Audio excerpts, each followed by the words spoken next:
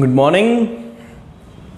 આજે આપણે નવો મુદ્દો શીખવા જઈ રહ્યા છીએ. એ પહેલાં એક રિવિઝન થોડુંક કરી લઈ. આપણે એવી વાત થઈ હતી, રેખીય ગતિમાં જે ભાગ બળ ભજવે, ચાક ગતિમાં એ ભાગ ટોર્ક ભજવે, મતલબ બળને સમતુલ્ય રાશિ ટોર્ક છે. કોણીય વેગ અને રેખીય વેગ એકબીજાને સમતુલ્ય રાશિ છે. રેખીય પ્રવેગ, કોણીય પ્રવેગ, રેખીય વેગમાન તો કોણીય વેગમાન. પછી ન્યૂટનનો પહેલો નિયમ શું હતો? તો કે બાહ્ય બળ 0 તો સ્થિર પદાર્થ સ્થિર રહે, અચળ વેગથી ગતિ કરતો પદાર્થ અચળ વેગી ગતિ ચાલુ રાખે. તો અહીંયા હવે ન્યૂટનનો પહેલો નિયમ બનશે. ટોર્ક 0 તો સ્થિર પદાર્થ સ્થિર રહેશે અને અચળ કોણીય વેગથી ભ્રમણ કરતો પદાર્થ અચળ કોણીય વેગી ગતિ ચાલુ રાખશે. બીજો નિયમ હતો આમાં રેખીય ગતિમાં કે જો બાહ્ય બળ લાગુ પડે તો એના વેગમાનના ફેરફારના સમય દર જેટલું હોય. ઓકે, તો અહીંયા જો ટોર્ક લાગુ પડે તો એ ટોર્ક તેના કોણીય વેગમાનના ફેરફારના સમય દર જેટલું હોય. અહીંનું સમીકરણ હતું F બરાબર dp/dt, અહીંનું સમીકરણ હતું ટોર્ક બરાબર dl/dt. એલને કોણીય વેગમાન કીધું હતું. પછી આપણે ટોર્કનું સૂત્ર જોયું હતું R ક્રોસ F. કોણીય વેગમાનનું સૂત્ર જોયું હતું R ક્રોસ P. R આવ્યો એટલે એને ચાક માત્રા આપણે કહી છીએ. રેખીય વેગમાનની ચાક માત્રા એટલે કોણીય વેગમાન, બળની ચાક માત્રા એટલે ટોર્ક. આટલું આપણે જોઈ ગયા. હવે લાસ્ટ ટોપિકમાં આપણે કોણીય વેગમાન સંરક્ષણની વાત કરી હતી. તો એ બીજા નિયમ પરથી જે સમીકરણ હતું F બરાબર dp/dt, એમાં આપણે કીધું હતું બળ 0 હોય તો રેખીય વેગમાન dp/dt નું વિકલન મતલબ 0 થયું હતું એટલે p અચળ હોય. મતલબ કે બળ 0 તો રેખીય વેગમાન અચળ. તો અહીંયા આપણે કીધું ટોર્ક બરાબર dl/dt છે, તો ટોર્ક 0 તો dl/dt 0 થાય તો L અચળ એટલે કે કોણીય વેગમાન અચળ થાય. અહીં સુધીનું આપણે ભણી ગયા. તો આ આખું તમારું ક્લિયર હોવું જોઈએ. હવે નવી શરત, નવી વસ્તુ શીખવાની છે. બળોનું સંતુલન આપણે 5મા 6ઠા ચેપ્ટરમાં જોઈ ગયા. એના દાખલા ઘણા આપણે કર્યા. કોઈ એક પદાર્થ સ્થિર છે પૃથ્વી ઉપર તો એનો મતલબ એવો નથી કે એની ઉપર કોઈ બળ નથી લાગતું.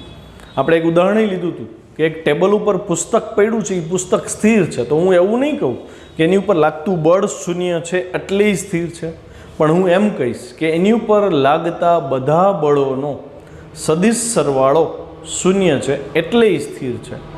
એને આપણે બળોનું સંતુલન કીધું હતું કે જો પદાર્થ સંતુલનમાં હોય એટલે કે એની ઉપરનો નેટ ફોર્સ 0 હોય તો જ એ સંતુલન કહેવાય. એ સંતુલન રેખીય ગતિમાં હતું એટલે એને નામ આપવું પડે રેખીય સંતુલન. તો સેમ વસ્તુ હવે અહીંયા સ્ટડી કરવાની થશે ને કે પદાર્થ કાં તો અચળ કોણીય વેગથી ભ્રમણ કરે છે અને કાં તો સ્થિર પડ્યો છે, ભ્રમણ નથી થતું. મતલબ ઓમેગા કાં તો 0 છે અને કાં કંઈક ફિક્સ વેલ્યુ રાખે છે, એમાં વધારો નોંધતું નથી. તો હું એવું કહી શકું કે જો ભ્રમણ નથી થતું તો એનો મતલબ એવો નથી કે ટોર્ક નથી લાગતું, પણ એનો મતલબ એવો છે કે એની ઉપર જેટકાંઈ ટોર્ક લાગતા હશે એ બધા ટોર્કનો સદિશ સરવાળો શૂન્ય હોવો જોઈએ. જો બધા ટોર્ક 0 હશે, નેટ ટોર્ક 0 હશે તો એનો વેગ બદલાશે નહીં. કયો વેગ? કોણીય વેગ. હવે કોણીય વેગ ન બદલાય તો કોણીય વેગમાન ન બદલાય ને. વાં કેમ વેગમાનનું સંરક્ષણ થતું, તો અહીં કોણીય વેગમાનનું સંરક્ષણ થાય. બરાબર. તો મતલબ રેખીય સંતુલન રેખીય ગતિમાં, ચાક ગતિ સંતુલન ચાક ગતિમાં. બે સંતુલન જોવા પડે. રેખીય સંતુલન તો તમે જાણો છો, ચાક ગતિ સંતુલન એ મેં બોલી તો દીધું. હવે એક મુદ્દો બીજો કે ધારો કે કોઈ એક એવો પદાર્થ ઇમેજિન કરો, દ્રઢ પદાર્થ, કે એ રેખીય સંતુલનમાંય છે, ચાક ગતિ સંતુલનમાંય છે. મતલબ એની ઉપરનું નેટ ફોર્સ પણ 0, નેટ ટોર્ક પણ 0. તો મતલબ બે સંતુલન રાખે છે. રેખીય સંતુલન છે, ચાક ગતિય સંતુલન છે. મતલબ નથી એનો રેખીય વેગ બદલાતો, નથી એનો કોણીય વેગ બદલાતો, નથી રેખીય વેગમાન બદલાતું કે નથી કોણીય વેગમાન બદલાતું. જ્યારે આવું થાય ત્યારે એને એક કમ્બાઇન નામ આપ્યું યાંત્રિક સંતુલન. મતલબ યાંત્રિક સંતુલન અગર પદાર્થનું સાબિત કરવું હોય તો તમારે બે વાત સાબિત કરવી પડે કે એ રેખીય સંતુલનમાંય છે અને ચાક ગતિ સંતુલનમાં પણ છે. મતલબ આપણે અહીંયા રેખીય સંતુલનને ફરીથી ભણશું અને પછી ચાકગતિ સંતુલન ભણશી. આપણો નવો ક્વેશ્ચ છે, દ્રઢ પદાર્થના સંતુલન માટેની શરત લખો. 2 શરત મેં કીધી ને, રેખીય સંતુલન, ચાકગતિ સંતુલન. તો રેખીય સંતુલન ભણી ગયા છીએ, પણ હજી એકવાર, જો દ્રઢ પદાર્થના રેખીય વેગમાન, અંડરલાઈન કરતા જાય છે આપણે, રેખીય વેગમાન અને કોણીય વેગમાન બેયના સંતુલનની ચર્ચા કરી છે ને. રેખીય વેગમાન અને કોણીય વેગમાન સમય સાથે બદલાતા ન હોય, મતલબ રેખીય વેગમાનનું સંરક્ષણ થાય, કોણીય વેગમાનનું સંરક્ષણ થાય. ક્યારે થાય બેયના સંરક્ષણ? તો કે રેખીય વેગમાનનું સંરક્ષણ તો થાય જો કુલ બળ 0 હોય, કોણીય વેગમાનનું સંરક્ષણ તો થાય જો કુલ ટોર્ક 0 હોય. મતલબ કે જો કોઈ પદાર્થ પર, દ્રઢ પદાર્થ પર કુલ બળ 0 હોય, કુલ ટોર્ક 0 હોય, એટલે કે હવે બળ ને ટોર્ક 0 છે, તો બળ 0 હોય તો પ્રવેગ 0 થાય, રેખીય પ્રવેગ. એવી જ રીતે છોકરાઓ, ટોર્ક 0 હોય તો કોણીય પ્રવેગ પણ 0 થાય. મતલબ પદાર્થ રેખીય રીતે કે ચાકગતિની રીતે એકેય પ્રવેગ ધરાવતું નથી. આવી પરિસ્થિતિ આવે તો દ્રઢ પદાર્થ સંતુલનમાં છે એમ કહેવાય. મતલબ સંતુલનમાં હોવાની ઘણી બધી શરત થઈ, કાં તો નેટ બળ 0 હોવું જોઈએ, પ્રવેગ 0 હોવો જોઈએ, વેગમાન અચળ હોવું જોઈએ. આપણે પહેલાં શીખીએ રેખીય સંતુલન. જો દ્રઢ પદાર્થનું કુલ બળ, એટલે કે બધાય બળોનો સદિશ સરવાળો, એટલે કે બળોનો સદિશ સરવાળો 0 હોય તો તે પદાર્થ રેખીય સંતુલનમાં છે એમ કહેવાય. આ થિયરી તમે આમાંથી લખશો ને બોર્ડમાંથી તો ઇઝી પડશે, લખવાની તમને મજા આવશે. PDF ફાઇલમાં થોડાક શબ્દો હાર્ડ કર્યા છે, મેં થોડુંક ઇઝી કરી દીધું, તો આમાંથી લખો તો વાંધો નથી કાંઈ. અહીંયા એવું કીધું હતું ને, કુલ બળ 0 થવું જોઈએ તો રેખીય સંતુલનમાં. જો મેં કુલ બળ એટલે કે બધા બળોનો સદિશ સરવાળો કરી દીધો 0, આવું થાય તો જ એ રેખીય સંતુલનમાં કહેવાય. સરવાળો છે એટલે સિગ્મા FI બરાબર 0. હવે તો I બરાબર ખબર પડી જાય ને, I બરાબર 1 to n છે. આને કીધું સમીકરણ 1. મતલબ સમીકરણ 1નું પાલન થાય તો પદાર્થ રેખીય સંતુલનમાં કહેવાય. અહીં કુલ બળ 0, તેથી રેખીય વેગમાન અચળ થાય. જો ફરીથી વાંચો, કુલ બળ 0, રેખીય વેગમાન અચળ, એટલે કે રેખીય વેગમાનનું સંરક્ષણ થયું ને, બળ 0 છે એટલે. પછી સમીકરણ 1 છે એ રેખીય સંતુલનની શરત છે. અચ્છા, આ તો સદિશ સ્વરૂપ છે, આ તો 2 ડાયમેન્શન હોઈ શકે, 3 ડાયમેન્શન હોઈ શકે. તો હું એક મુદ્દો લખી શકું કે આનો x ઘટક એટલે કે સિગ્મા FIX, હવે સદિશની જરૂર નથી કેમ કે x ઘટકનો ઉલ્લેખ કરી દીધો, એની કિંમત 0 થવી જોઈએ.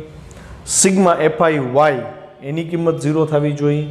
સિગ્મા FIZ એની કિંમત 0 થવી જોઈએ. મતલબ x દિશાના બધા બળો 0, y દિશાના બધા બળો 0 અને z દિશાના બધા બળોની અસર 0. ત્રણેય દિશા, જો 3 ડાયમેન્શન હોય તો 2 ડાયમેન્શન હોય તો 2 ઘટક જ આવશે. 3 ડાયમેન્શનની જ આપણે ચર્ચા કરીએ તો ત્રણેય દિશાના બળો વ્યક્તિગત રીતે 0 થયા તો એ રેખીય સંતુલનમાં છે એવું કહેવાય. મતલબ રેખીય સંતુલન કરવા માટે કાં તો સમીકરણ 1નું પાલન થવું જોઈએ અને કાં તો આ 3 શરતનું પાલન થવું જોઈએ. આપણા માટે ઇઝી આ પડશે કેમ કે આમાં સદિશ નથી આવતા ને. x ને પ્લસ માઇનસ લેખો, જમણી બાજુ ડાબી બાજુ 1 ને પ્લસ કહી દો એટલે માઇનસ કહી દો તો નેટ 0 આમાં ફટાફટ સાબિત થઈ જાય. આમાં હજી એ ભૂલ થાય સદિશ સરવાળામાં, પણ આમાં તો નો જ થાય એટલે બેટર વે આ રહેશે. તો જો આ 3 શરતનું પાલન થાય તો પદાર્થ રેખીય સંતુલનમાં કહેવાય. હવેનું હેડિંગ અહીં તમને દેખાશે નહીં પણ હું બોલું છું, ચાક ગતિ સંતુલન છે એ સમજવાનું છે. તો જો દ્રઢ પદાર્થ પરનું કુલ ટોર્ક 0 થાય, અહીંયા કેમ કીધું તું કુલ બળ 0 થાય, અહીંયા શું આવી ગયું, જો દ્રઢ પદાર્થ પરનું કુલ ટોર્ક 0 થાય તો તે પદાર્થ ચાક ગતિ સંતુલનમાં કહેવાય. અહીંયા બળ 0 તો રેખીય સંતુલન, અહીંયા ટોર્ક 0 તો ચાક ગતિ સંતુલન. એટલે મેં જો બધા ટોર્કનો સરવાળો 0 કરી દીધો તો આને પાછું સમેશનમાં, મતલબ આ થિયરી આની કોપી જ છે. જો સ્ટેપ વાઇઝ બધા સેમ ટુ સેમ સ્ટેપ છે, પણ અહીંયા બળ છે ને આ ટોર્ક છે. તો અહીં જો સમેશન FI બરાબર 0 લખ્યું ને અહીં જો સમેશન ટો I બરાબર 0, અહીંયા સદિશ કરવાનો રહી ગયો છે, કરવો પડે, માર્ક વયો જાય. સમીકરણ 2, જો સમીકરણ 2નું પાલન થાય તો પદાર્થ ચાક ગતિ સંતુલનમાં કહેવાય. અચ્છા, અહીં કુલ ટોર્ક 0 છે. ટોર્ક 0 હોય તો આપણે ભણ્યા ને ટોર્ક બરાબર dl/dt. ટોર્ક શૂન્ય તો ડીએલ બાય ડીટી શૂન્ય, ડીએલ બાય ડીટી શૂન્ય તો જ થાય જો એલ પોતે અચળ હોય, એટલે કોણીય વેગમાનનું સંરક્ષણ થયું. સમીકરણ 2 ચાક ગતિ સંતુલનની શરત છે. સમીકરણ 2ના પાછા 3 ઘટક મળે ને જો 3 ડાયમેન્શન વિચારી તો. ટોર્કના એક્સ દિશાના ઘટકોનો સરવાળો 0, એટલે કે એક્સ દિશાનું નેટ ટોર્ક 0. ટોર્કના વાય દિશાના બધા ઘટકોનો સરવાળો 0 અને ટોર્કના ઝેડ દિશાના ઘટકોનો સરવાળો પણ 0. મતલબ ત્રણેય દિશાના વ્યક્તિગત ટોર્ક 0 0 0 થાય. આ 3 શરતનું પાલન થાય તો પદાર્થ ચાક ગતિ સંતુલનમાં કહેવાય. શું કહેવાય? ચાક ગતિ સંતુલનમાં. મતલબ આ 3 શરતનું પાલન થાય તો રેખીય સંતુલન, આ 3 શરતનું પાલન થાય તો ચાક ગતિ સંતુલન.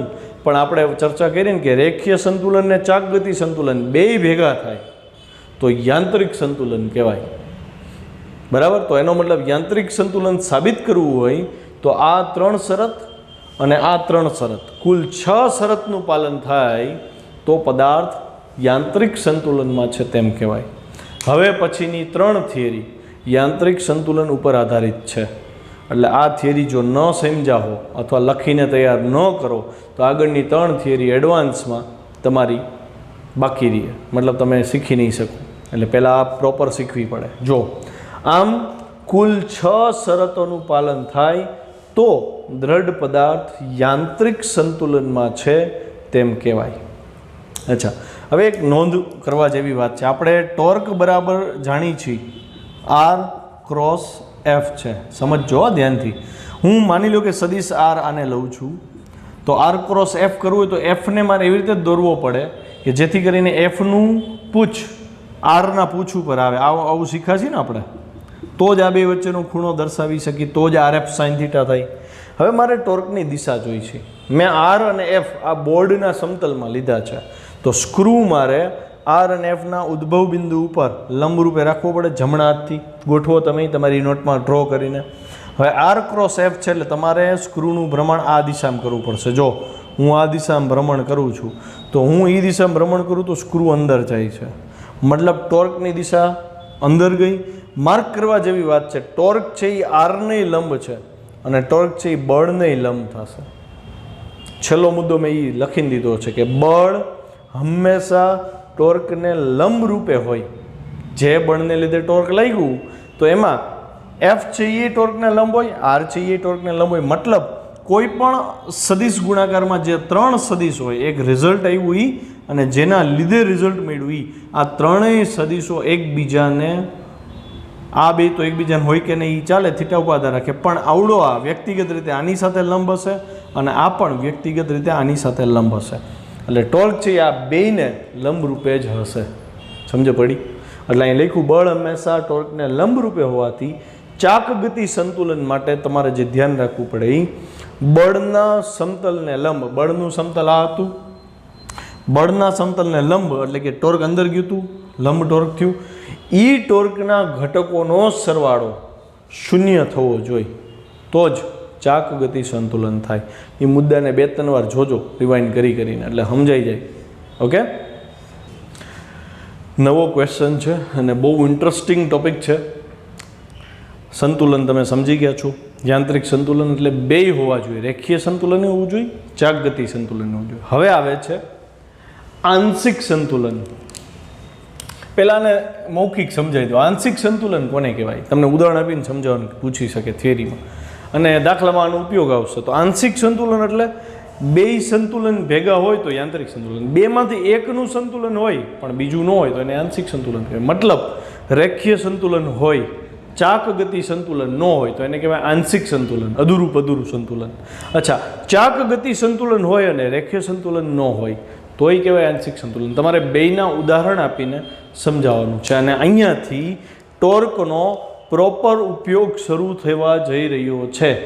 તો આંખ અને કાન બેય એકદમ એકાગ્રતાથી જોજો અને કોન્સેપ્ટને સમજવાનો પ્રયત્ન કરજો. અહીંયા ટોર્કની દિશાનો ઉલ્લેખ આવવાનો છે.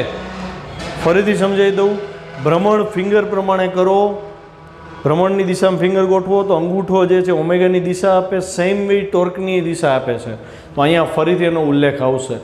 બરાબર છે? જુઓ ધ્યાનથી. જો પદાર્થ રેખીય સંતુલનમાં હોય પણ ચાક ગતિ સંતુલનમાં ન હોય, અથવા ચાક ગતિ સંતુલનમાં હોય પણ રેખીય સંતુલનમાં ન હોય, તો એને આંશિક સંતુલન કહેવાય. મતલબ પદાર્થ આંશિક સંતુલનમાં હોઈ શકે છે. તમને પ્રશ્નાર્થ મૂક્યો હોઈ શકે? હા, હોઈ શકે. ઉદાહરણ પહેલું આપું છું તમને. 2 ઉદાહરણ લેવા પડશે 2 ગતિ માટે. ધારો કે પદાર્થ ચાક ગતિ સંતુલનમાં છે, મતલબ ભ્રમણ કરતો નથી, બરાબર? અથવા તો અચળ કોણીય વેગથી ભ્રમણ કરે છે. કોણીય વેગ અચળ હોય એટલે ટોર્ક તો 0 જ હોય. અને રેખીય સંતુલનમાં નથી, રેખીય સંતુલનમાં નથી એટલે કંઈક બળ લાગે છે, મતલબ નેટ ફોર્સ 0 નથી. તમારે ઉદાહરણ લેવું પડે. તો હું અહીંયા તમને એક AB લંબાઈનો સળિયો વિચારવાનું કહું છું. આ સળિયાનું મધ્યબિંદુ મેં C લીધું. સળિયાની કુલ લંબાઈ 2a છે. તો મધ્યબિંદુ હોય તો આ લંબાઈ a થાય, આ લંબાઈ પણ a થાય. હા કે ના? અચ્છા, જો હું આને સદિશ સ્વરૂપે દર્શાવું 2 મિનિટ માટે માની લ્યો, આને હું ઉગમ બિંદુ કહી દઉં 0, તો અહીંથી એની દિશા આ તરફ થાય ને, કેમ કે એનું સ્થાન એ ઉપર બળ લગાડી છે. જે બિંદુ ઉપર બળ લગાડી એના માટે ટોર્ક જોતો હોય તો કંઈક સંદર્ભ બિંદુ જોઈતો, આપણા માટે સંદર્ભ બિંદુ C છે. તો મારે એ ઉપર બળ લગાડી દેવું છે F, મેં B ઉપર એ બળ લગાડી દીધું F. હવે મારે ટોર્કનો હિસાબ કરતાં શીખવાનું છે. આ થોડુંક અઘરું છે, સમજજો. હું અહીંયા એવું લખી શકું, સદિશ R બરાબર આ ડાબી બાજુનો A થાય એટલે -A થાય. અત્યારે તમે નિશાનીમાં એમાં ન પડતા, એ ધીમે ધીમે આગળ જશો ને એમાં આનો ઉલ્લેખ આવતો જશે. પણ મને એટલી ખબર પડી કે જો હું એને સદિશ સ્વરૂપ આપું તો એને -i મળે. હા કે ના? સમજાણું ને? એટલે તમે અહીંયા આવું લખી શકો -ai. અત્યારે દિશા જવા દઈ છે. મને એટલી ખબર પડી ગઈ કે એ બિંદુ ઉપર મારે ટોર્ક જોઈ છે, તો એ બિંદુનો સ્થાન સદિશ જો હું દોરું છું, આ થયો. પણ તમે જો એના હેડ ઉપર આનું ટેલ આવ્યું તો ત્રિકોણનો સરવાળો થયો. આપણે અહીં સરવાળો કરો કે સદિશ ગુણાકાર? ટોર્ક જોઈ છે તો મારે R ક્રોસ F કરવું. મેં તમને શરત સમજાવી છે કે R ક્રોસ F કરવું હોય તો Rનું અને Fનું બેયનું પૂછ એક બિંદુ ઉપર આવવું જોઈએ. પછી સ્ક્રૂને એના પૂછ ઉપર ગોઠવી જેમ R થી F ભ્રમણ થાય એ પ્રમાણે ટોર્ક ગોતવું પડે. એટલે હું છે ને શું કરું છું, જો આ જે A છે C થી A વાળો સદિશ દોર્યો, આને હું R કહી દઉં. અને બળ ક્યાં લાગે? નીચે. તો બળ હું અહીંયા નહીં દોરું, હું આના પૂછ ઉપર દોરીશ. આ F કયા બિંદુની વાત થઈ છે? A બિંદુની. તો A બિંદુ પાસે સ્થાન સદિશ આ દિશામાં છે, બળ F આ દિશામાં છે. હવે મારે એ બિંદુ ઉપર જે ટોર્ક લાગે છે એ ટોર્ક ગોતવું છે. જોજો ધ્યાનથી. આ મેં જમણા હાથના સ્ક્રૂને એ ઉપર મૂક્યો, કેમ કે એ ઉપરનું ટોર્ક જોઈએ ને. હવે R ક્રોસ F કરવાનું જ છોકરાઓ. તો R ક્રોસ F આમ થાય ને, એટલે સ્ક્રૂને તમે આવી રીતે ફેરવશો, આમ સમજો પડે, આવી રીતે ફેરવો છો આમ. તો સ્ક્રૂને એવી રીતે ફેરવો, સ્ક્રૂ બહાર આવે છે. જો બહાર આવે છે મતલબ ટોર્ક મળ્યું તમને.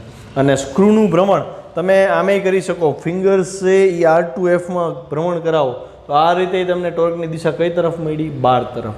બીજું તમે એમ કહી શકો કે અહીંયા જે ભ્રમણ થાય છે એ ઘડિયાળના કાંટાની વિરુદ્ધ દિશામાં થાય છે. ઘડિયાળનો કાંટો તો આમ ફરે ને, આ ઘડિયાળના કાંટાની વિરુદ્ધ દિશામાં. તો તમે એવું કહી શકો કે આ વિષમ ઘડી ભ્રમણ છે. કેવું ભ્રમણ છે? વિષમ ઘડી.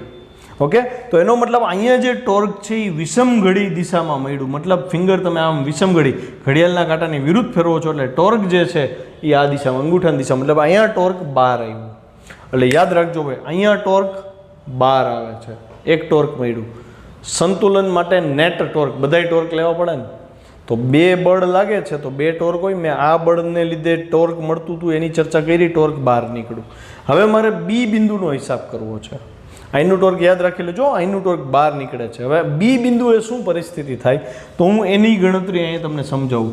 તમારે દર વખતે ટોર્કનો હિસાબ કરવા માટે આકૃતિ ઉપરથી rough calculation, rough diagram draw કરવા જ પડશે, તો જ ટોર્ક મળશે, નહીતર નહીં મળે.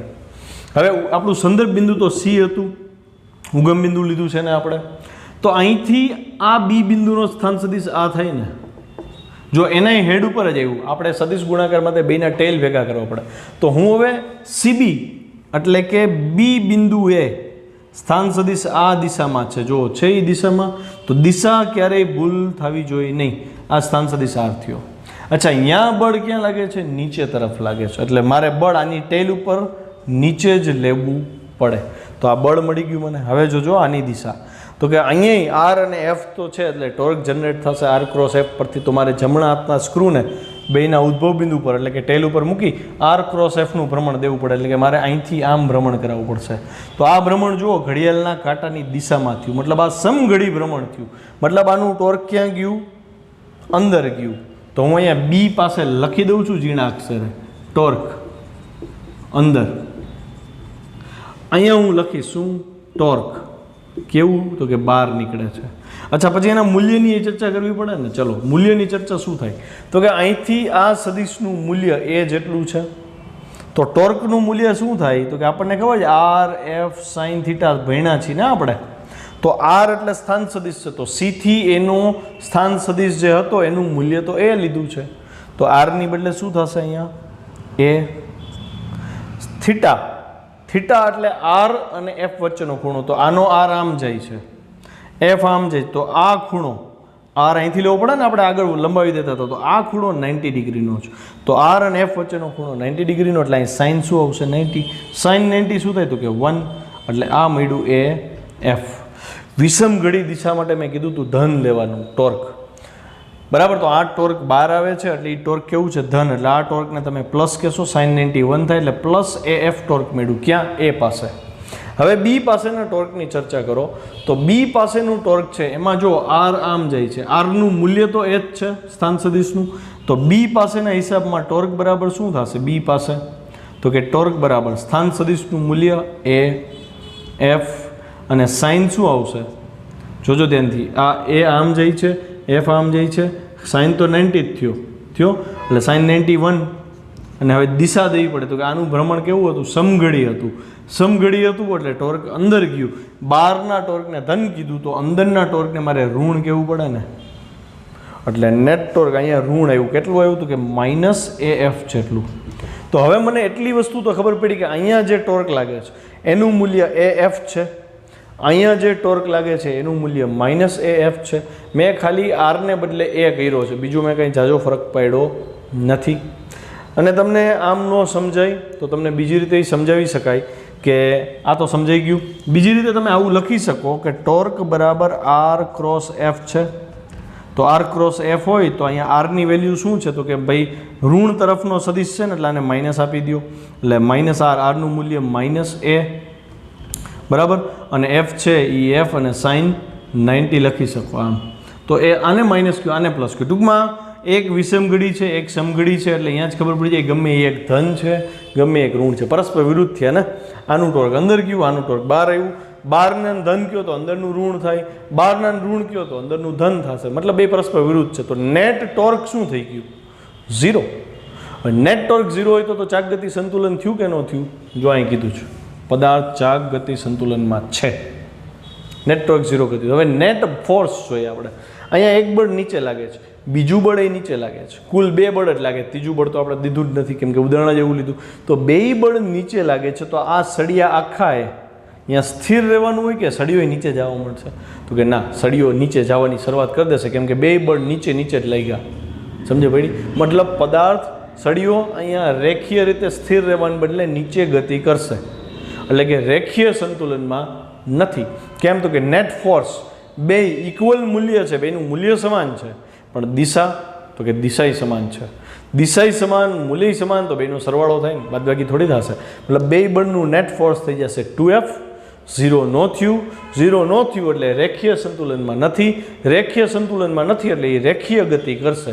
યાદ રાખજો, જે સંતુલનમાં ન હોય એવી ગતિ ચાલુ કરે. રેખીય સંતુલનમાં ન હોય તો રેખીય ગતિ કરે, ચાક ગતિ સંતુલનમાં ન હોય તો એ ચાક ગતિ કરશે. બીજા ઉદાહરણમાં સમજશી. હવે થિયરીમાં આપણે કેવી રીતે લખવું ને એ જોઈ લઈએ. એક અવગણીય દળનો સળિયો, આ સળિયાને દળ આપ્યું નથી, અવગણીય છે. શું કામ નથી ને એ ભવિષ્યમાં સમજી જશો. અત્યારે આપણે દળ વગરનો સળિયો લીધો એ બી. એના 2 મુક્ત છેડા એટલે આ છેડો એ અને આ છેડો બી.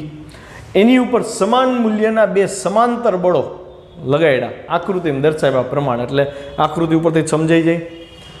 અને એ 2 બળ સળિયાને લંબરૂપે છે. એટલે જો આ 90 ડિગ્રી છે એણે કહી દીધું, ઉદાહરણમાં આપી દીધું છે, એટલે આપણે 90 ડિગ્રીનો એંગલ લીધો હતો.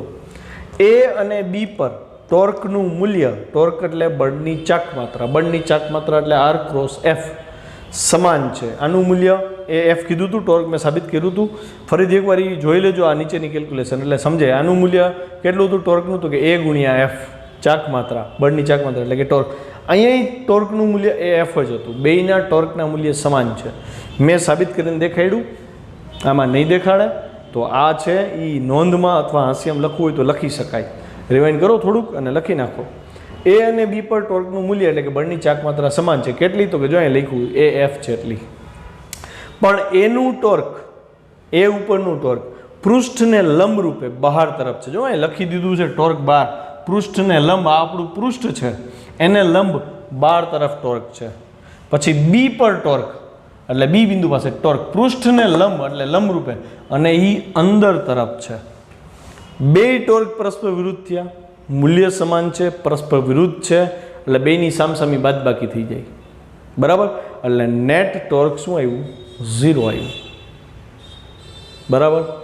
નેટ ટોર્ક 0 છે એટલે આ સળિયો ભ્રમણ કરશે નહીં. ઓકે, તેથી સળિયો ચાક ગતિ સંતુલનમાં છે. વળી આકૃતિ પરથી સ્પષ્ટ છે કે summation F not equal to 0, મતલબ પરિણામી બળનો સરવાળો 0 નથી. એ તો આકૃતિ ઉપરથી દેખાય તો એને કંઈ સાબિત કરવાની જરૂર નથી. કહી દઈએ કે ભાઈ નોટ 0 એટલે રેખીય સંતુલનમાં નથી. તો બહુ ઇઝી છે. શાંત ચિત્તે ટોર્કની દિશા નક્કી કરતાં શીખવાની. બળની દિશા તો ફટાફટ થઈ જાય, 5મું ચેપ્ટર ભણી ગયા. બરાબર? હવે ઉદાહરણ 2 લઈ. આ જ પ્રશ્નનો જવાબ છે, બે કન્ટિન્યુ છે. બેટર છે આ ક્વેશ્ચન પણ આમાંથી લખો પીડીએફને બદલે. હવે અહીંયા જેમ ચાકગતિ સંતુલન લીધું હતું ને, વાં હવે રેખીય સંતુલન લેશી અને ટોર્ક એટલે કે ચાકગતિ સંતુલન નથી એવું કહી દી. જો પદાર્થ રેખીય સંતુલનમાં છે પણ ચાકગતિ સંતુલનમાં નથી. રેખીય સંતુલન એટલે નેટ બળ 0 થવું જોઈએ, મતલબ બળ ઇક્વલ એન્ડ ઓપોઝિટ થવા જોઈએ. તો જો મેં એ જ સળિયો એ બી ધ્યાનમાં લીધો, બળ અહીંયા આપ્યું ને બળ અહીંયા આપ્યું, ઇક્વલ એન્ડ ઓપોઝિટ બળ થયા. મતલબ સળિયા ઉપર પરિણામી બળ શું લાગ્યું? તો કે કાંઈ નહીં, કેમ કે છેલ્લે તો બધા બળ દ્રવ્યમાન કેન્દ્ર અનુભવે. તો આ બળ દ્રવ્યમાન કેન્દ્ર નીચે તરફ લાગે, આ બળ દ્રવ્યમાન કેન્દ્ર ઉપર તરફ લાગ્યું. તો નેટ ફોર્સ શું થઈ ગયું? સળિયાને 0. એટલે સળિયો નહીં નીચે જાય, સળિયો નહીં ઉપર જાય. સળિયો પોતાનું દ્રવ્યમાન કેન્દ્ર અહીંયા ને અહીંયા જાળવી રાખશે. સી બિંદુ સ્થિર રહેશે. ખબર પડી ને? તો રેખીય સંતુલન તો સમજાય એમ છે કે ભાઈ બળો સામસામા છે, ઇક્વલ છે, ઓપોઝિટ છે, એટલે નેટ ફોર્સ 0 થાય તો રેખીય સંતુલન છે. પણ હવે સમજવાનું છે ચાક ગતિ સંતુલનમાં છે કે કેમ. તો ફરીથી હું એ બિંદુએ અને બી બિંદુએ ટોર્ક શોધતા શીખડાવું. જોજો ધ્યાનથી. સી બિંદુ આપણા માટે ઉદ્ભવ બિંદુ અથવા તો સંદર્ભ બિંદુ છે. તો એ બિંદુનો હું હિસાબ કરું છું. જોજો ધ્યાનથી. આ એ બિંદુનો હિસાબ કરું તો એ બિંદુ માટે સ્થાન સદિશની દિશા તો આમ જાય છે ને, તો ખરેખર સ્થાન સદિશ તો આવી રીતે છે. જો અહીંથી ઉદ્ભવ બિંદુથી આ સદિશ થયો આમ. હું તમને એમ કહું આને હું આર કહી દઉં છું, તો આર અને એફ વચ્ચેનો ખૂણો જતો હોય તો તમે આરને ઉપાડી અહીં ડ્રો કરો ને, આપણો આર થયો. હવે એફ આમ થયો. હવે ટોર્ક મળે. કેમ? તો કે સદિશ ગુણાકાર કરવો હોય તો બે સદિશોના ટેલને જોઈન કરવા પડે દિશા બદલા વગર. તો હું એ બિંદુએ આરને ડ્રો કરું છું. આ મેં આર ડ્રો કર્યો, સદિશ આર લીધો મેં. જોજો ધ્યાનથી. હા, અચ્છા. એફ તો કે નીચે તરફ છે એટલે મેં એફ દર્શાવી દીધું. ઓકે, હવે આર ક્રોસ એફ કરવું છે તો મારે સ્ક્રૂને એ બિંદુએ લંબ રૂપે આમ રાખવું પડે. હવે ભ્રમણ ક્યાંથી ક્યાંનું થયું? આ તરફ થયું. જો કેવું થયું? વિષમ ઘડી. વિષમ ઘડી ભ્રમણ એટલે બોર્ડમાંથી બહાર નીકળે છે. મતલબ એ બિંદુએ ટોર્ક બહાર તરફ આવ્યું. તો હું અહીંયા લખી દઉં, નોંધ કરી દઉં ને કે એ બિંદુએ ટોર્ક બહાર તરફ મળ્યું. યાદ રાખવાનું ને. આ શરૂઆતમાં થોડીક વાર કરવું પડશે, થોડાક પ્રશ્નો સુધી ટોર્ક ગોતતા શીખવું પડશે તમારે આવી રીતે. પછી માઇન્ડ સેટ કરવાનું કે ઉગમ બિંદુ આ છે તો આ સદિશને ઇમેજિન કરવાનો અહીંયા, પછી એફ અહીંયા છે. હવે આર ક્રોસ એફ સ્ક્રૂ અહીંયા જ ફેરવવાનો. વિષમ ઘડી દિશા થઈને તો એ ટોર્ક બહાર આવે છે. વિષમ ઘડી હોય એટલે બોર્ડની બહાર જ આવે, સમઘડી હોય તો અંદર જશે. ક્લિયર? અચ્છા, બીજી વસ્તુ. હવે બી પાસે ટોર્ક જો ઇમેજિન કરીને કરીએ પછી આઈ કરાવીશ તો બી બિંદુએ સ્થાન સદિશની દિશા જો આમ જાય છે તો બી બિંદુથી દોરવાનો સ્થાન સદિશ અહીંથી આમ ગયો. આ આર છે, આર આમ છે, એફ આમ છે. સ્ક્રૂ અહીંયા રાખવું તો ભ્રમણ આવી રીતે થાય. જો એ વિષમ ઘડી થયું ઘડિયાળના કાંટાની વિરુદ્ધ, આ વિષમ ઘડી થયું, આ પણ વિષમ ઘડી થયું. મતલબ ટોર્ક બેયને કઈ દિશામાં લઈ ગયું? એક જ દિશામાં લાગ્યું, એક જ દિશામાં ટોર્ક છે એટલે કે નેટ ટોર્ક 0 થશે નહીં. ટોર્ક ઇક્વલ એન્ડ ઓપોઝિટ હોત તો એક ધન હોત એક ઋણ હોત ને 0 થઈ જાય. પણ અહીંયા ટોર્ક કેટલું લાગ્યું તો કે પહેલું ટોર્ક છે એ ટોર્કનું મૂલ્ય શું થાય તો કે ટોર્કનું મૂલ્ય આપણે લખીએ તો આરનું મૂલ્ય કેટલું હતું તો કે એ જેટલું, એટલે અહીં મૂલ્ય જ લખીએ આપણે એ, અને બળ કેટલું હતું તો કે એફ, અને sin 90 હતું, sin 90 એટલે 1 થાય. તો પહેલું ટોર્ક લાગ્યું એફ, આ ટોર્ક 1 કહી દે. આની દિશા લખવી તો લખી શકાય વિષમઘડી દિશા. વિષમઘડી દિશા લખો તો પણ ચાલે, એનું જે ભ્રમણ હતું એ પ્રમાણે, અથવા તમે એમ કહી શકો બોર્ડને લંબ રૂપે બહાર નીકળે છે તો એ સાચું પડશે, બે સાચા પડશે. અચ્છા, બી આ એ બિંદુનો હિસાબ હતો બરાબર.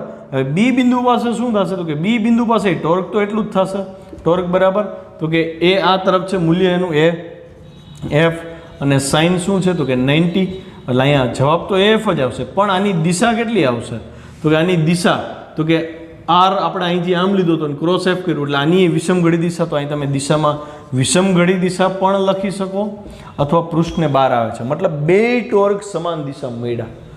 બે ટોર્ક સમાન દિશામાં છે તો બાદબાકી તો થાય જ નહીં ને, સરવાળો થશે. સરવાળો થશે એટલે કે ટોર્ક લાગે છે. ટોર્ક લાગે છે એનો મતલબ પદાર્થે ચાક ગતિ કરવી પડશે. ચાક ગતિ કદી કરાવી જ નથી આપણે. રેખીય ગતિ તો સમજણ પડે કે બળ અહીંયા નીચે લાગતું હતું, હળીઓ નીચે જશે. અહીંયા હવે આ ચાક ગતિ કરશે, તમને પૂછશે ચાક ગતિ કેમ કરશે તો એ તમને સમજાવું, સમજો. બહુ મસ્ત કોન્સેપ્ટ છે. ટોર્ક કઈ દિશામાં કીધું? વિષમઘડી દિશા. મતલબ તમારે તમારી ફિંગરને, જમણા હાથની ફિંગરને ઘડિયાળના કાંટાની વિરુદ્ધ દિશામાં ઘુમાવવાની. અંગૂઠો જો બહાર આવ્યો, મતલબ ટોર્ક કઈ દિશામાં થયું? બહારની દિશામાં કહેવાય અથવા વિષમઘડી દિશામાં કહેવાય. મતલબ કે સળિયાનું ભ્રમણ વિષમઘડી દિશામાં થશે. મતલબ આ ટોર્કની અસરને લીધે આ સળિયો અહીંથી જો આમ ભ્રમણ કરશે, આ ભ્રમણ ચાલુ થયું. એનું શું કામ ચાલુ થયું તો કે ચાક ગતિ સંતુલનમાં નહોતો એટલે સ્થિર સળિયો હવે વિષમઘડી દિશામાં, વિષમઘડી આમ આવશે ને, વિષમઘડી દિશામાં ચાક ગતિ સંતુલન શરૂ કરશે.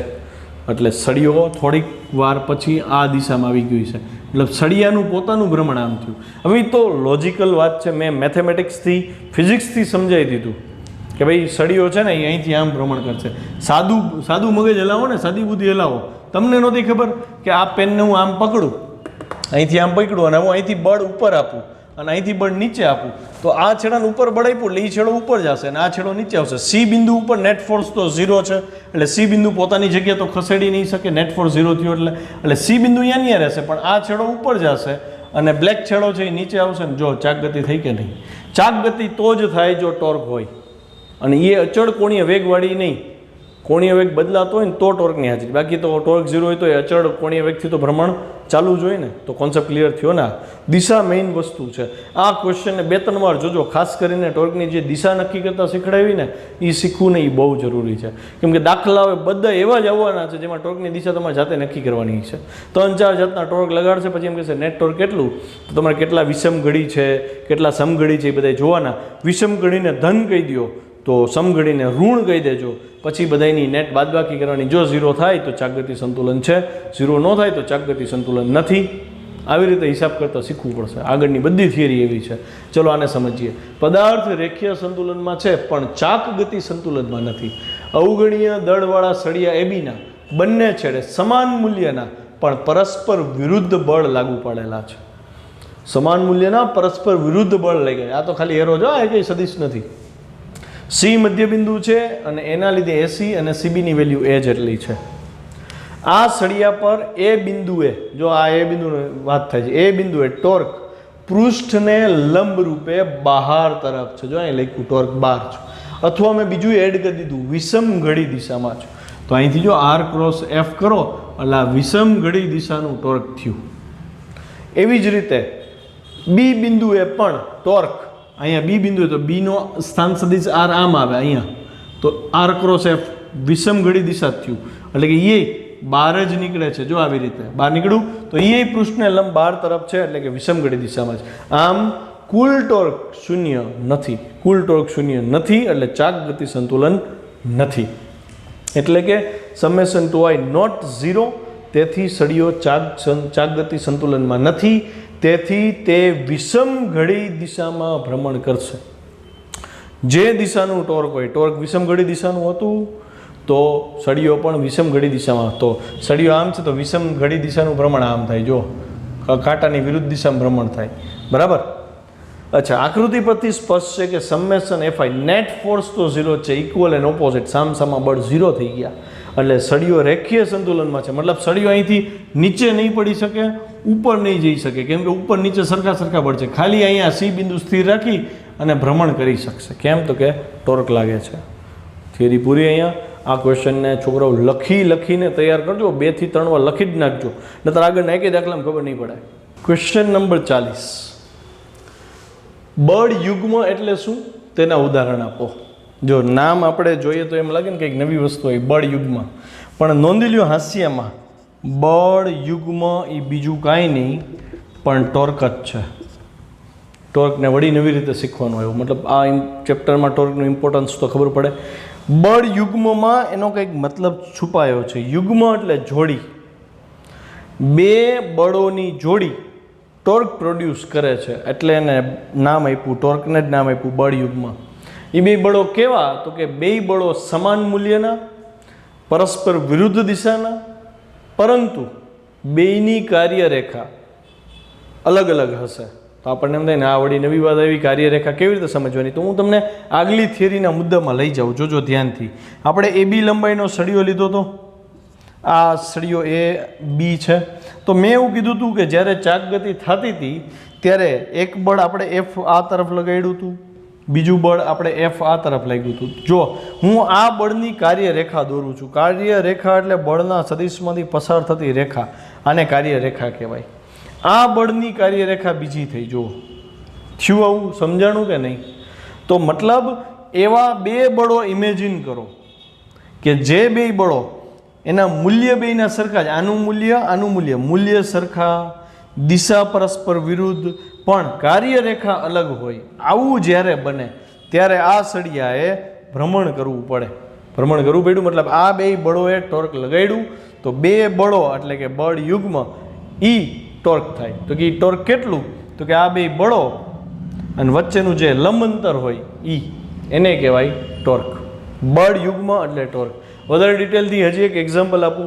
કોઈ પણ બરણીનું ઢાંકણું હોય, ઢાંકણું એને તમારે ખોલવું છે, તો તમે કેમ ખોલશો? માની લો કે નાનકડું રાઉન્ડ હોય એનું સર્કલ, તો તમે સામસામા છેડા પકડો છો ને પછી ફેરવો છો ને, તો તમે અંગૂઠાથી બળ અંદર તરફ આપ્યું અને આ ફિંગરથી બળ બહાર આપ્યું, તો જો આ બળ આમ ગયું, આ બળ આમ આવ્યું, એટલે બેની કાર્યરેખા અલગ અલગ થઈને આમાંથી પસાર થતી રેખા અહીંથી પસાર થતી કાર્યરેખા અલગ, પણ 2 જગ્યાએથી જોર સરખું કર્યું હોય ને, બળના મૂલ્ય સમાન થયા ને, પણ પરસ્પર વિરુદ્ધ થયા, મૂલ્ય સમાન છે, કાર્યરેખા અલગ છે. જો એવું થાય તો જ બરણી ગોળ ઘૂમશે, મતલબ ટોર્ક લાગ્યું. આવી રીતે ફેરવો છો તો ફિંગર આમ થાય તો ટોર્ક નીચે લાગ્યું. સમજો પડી? ખબર પડી ને? તો એ બરણીનું ઢાંકણું ફિટ કરો છો. ઓપન કરવું હોય તો તમે વિરુદ્ધ દિશાનું ટોર્ક લગાડશો, મતલબ ભ્રમણ આમ કરાવો છો, ભ્રમણ આમ કરો તો ટોર્ક ઉપર લાગે, એટલે બરણીનું ઢાંકણું આમ ફેરવાથી ઉપર ખુલે છે. તો જે કંઈ ડિઝાઇન બની છે, સ્ક્રૂ બન્યા છે, કોઈ પણ આટાવાળી વસ્તુ બધામાં ટોર્કનો જ ઉપયોગ કર્યો છે. ભ્રમણ ઉપરથી જ ટોર્કની દિશા નક્કી થાય, ભ્રમણ ઉપરથી જ એ પદાર્થ કઈ તરફ ખસશે એ નક્કી થાય છે. તો મેં આનું ઉદાહરણ આપ્યું, બરાબર છે. અચ્છા, હવે આપણને એમ થાય કે ભાઈ બળના સમાન મૂલ્ય લેવાની શું જરૂર? તો હું તમને કહું, એક આંગળી જ્યારે બરણી ખોલો છો ને ત્યારે એક આંગળીને ઓઇલવાળી કરી નાખજો, પછી ખોલવાનું ટ્રાય કરજો, તો તમે સમજી શકો ને આ બાજુ ઘર્ષણ વધારે છે એટલે આ દિશાનું બળ વધી જશે, આ દિશાનું બળ ઓછું હશે, તો ખુલશે નહીં? ખુલે. પેલી આંગળી ફરી જશે. મતલબ 2 બળો સમાન મૂલ્ય નહીં હોવા જોઈએ, પરસ્પર વિરુદ્ધ દિશાનો હોવા જોઈએ. ક્યારે એવું ટ્રાય કરજો કે ફિટ બરણી બંધ કરી પછી એક જ બાજુથી બળ લગાડીને ખોલવાનું ટ્રાય કરજો. ઘણા એમાંય સફળ થાય, પણ એને ટોર્ક આપણે ત્યારે નહીં કહી, ત્યારે પાછો ટોર્કનો બીજો ઘટક કામ કરશે R×F વાળો. પણ હું તો અત્યારે બળ યુગમાં સમજુ ત્યારે 2 બળ સામસામા ઇક્વલ એન્ડ ઓપોઝિટ દો, એક બળ આમ, તો જ એ બળ યુગ્મ કહેવાય. બળ યુગ્મ એટલે 2 બળોની અસર હેઠળ ચાક ગતિ. હજી એક બીજું ઉદાહરણ આપું. મેં આને અહીંથી પકડ્યું છે, આ છેડાને હું ઉપરથી બળ આપું, ઉપર ખેંચું છું, આ છેડાને હું નીચે ખેંચું છું, તો શું થશે? તો કે બળ ઇક્વલ એન્ડ ઓપોઝિટ થયા. 2ની કાર્યરેખા તો કે અલગ અલગ છે, કાર્યરેખા અલગ હોય, બળ સમાન હોય, વિરુદ્ધ દિશામાં હોય, તો આ પેનનું ભ્રમણ થશે, તો ટોર્ક લાગ્યું ને, એટલે બળયુગ્મ એટલે ટોર્ક. હજી એક ઉદાહરણ આપું. માની લો કે આ ચુંબકીય સોય છે, જેમ અહીંયા ડ્રો કરીને એમ નોર્થ પોલને મેં આ તરફ રાખ્યો, બ્લેક પોઈન્ટ કરેલો ભાગ નોર્થ પોલ મેં આમ રાખ્યો. અત્યારે પૃથ્વી ઉપર નથી, અવકાશમાં છે એમ સમજે, એટલે ચુંબકીય સોય સ્થિર છે.